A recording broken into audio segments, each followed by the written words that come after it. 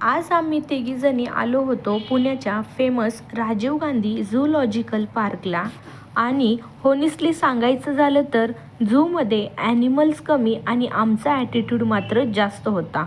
काही नाही हो, ट्रू ऑन मिशन. त्यानंतर आधी रेप्टाईल सेक्शनमध्ये आम्ही साप पाहिले.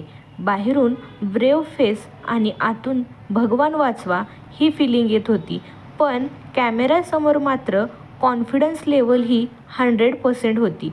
त्यानंतर इथे आम्ही मस्तपैकी साप वगैरे पाहिले आणि असं एकदम मनात तर अशी धाकधूक होती की संध्याकाळी आपल्याला झोप लागेल की नाही लागेल. पण असं मनात पण ठरवलं होतं की आपण इथे वेगवेगळे प्राणी वगैरे बघायला आलो आहे, तर आपण हे सगळं बघितलंच पाहिजे.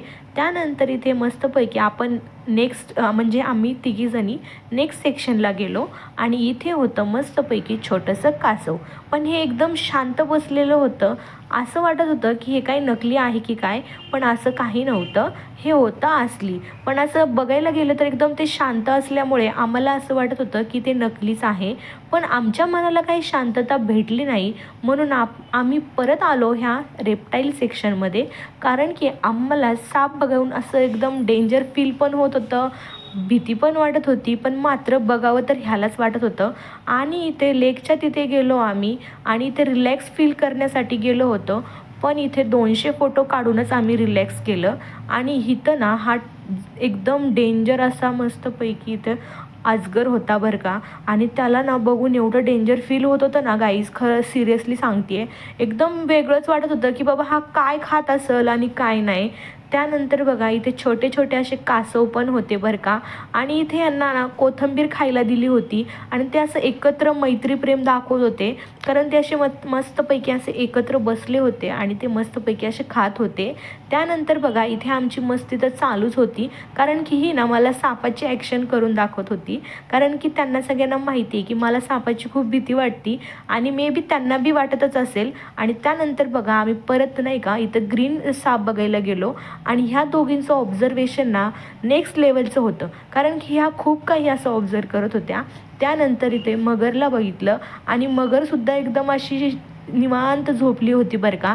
तसे तर ऑलमोस्ट सगळेच हे सगळे झोपले होते, कारण की तर दुपारची वेळ होती आणि पुण्याच्या माणसांना ना दुपारच्या वेळेचं झोप ना खूप महत्त्वाची होती बरं का. आणि इथे मस्तपैकी वेगवेगळ्या शाळेची ट्रिप पण आलेली होती. इथे मस्तपैकी छोटी छोटी मुलं पण आली होती. आणि आम्ही जेव्हा छोटे होतो ना तेव्हा आम्हाला असं नाही का कुणी असं ट्रिपला वगैरे नेत नव्हतं बरं का. म्हणजे आमच्या वेळेस असं छोट्या छोट्या स्पॉटवर न्यायचे. आणि आता आम्ही बघा मोठे झालो तर आम्ही स्वतः इथे येऊ शकतो. किती म्हणजे चेंज असतं ना गाईज, खरंच सिरियसली. आणि ते आम्ही खूप दमलो होतो, त्यामुळे इथे बसलो होतो. पण आम्हाला काही बसवत नव्हतं, कारण की आम्हाला सगळीकडं फिरायचं होतं. त्यामुळे आम्ही इथे निघालो होतो नेक्स्टवाल्या सेक्शनला, कारण की आम्ही म्हणजे आज ठरवलं होतं की आज पूर्णपणे आमचं बघून झालंच पाहिजे. आणि इथे खूप छान वाटत होतं आम्हाला. पण असं झालं होतं, ऊन पण खूप जास्त पडलं होतं आणि आम्हाला फिरायचं पण होतं. आणि इथे आम्ही हत्ती बघण्यासाठी गेलो होतो, पण आम्हाला तो ना एवढा लांब होता म्हणून खूप कंटाळा आला होता जायचा.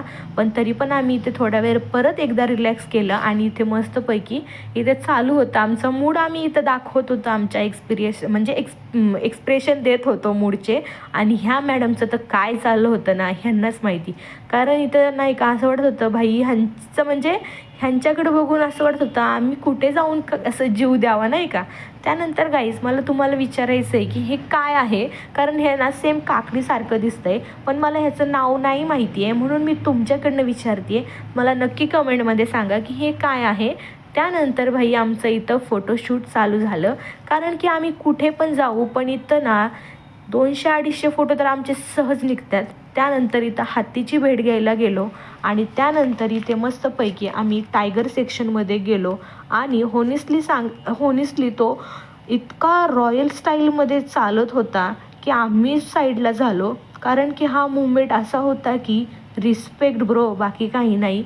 त्यानंतर मस्तपैकी आमचं इथं मस्त झालं बरं का बघून. आणि मस्तपैकी आज फुल डे मज्जा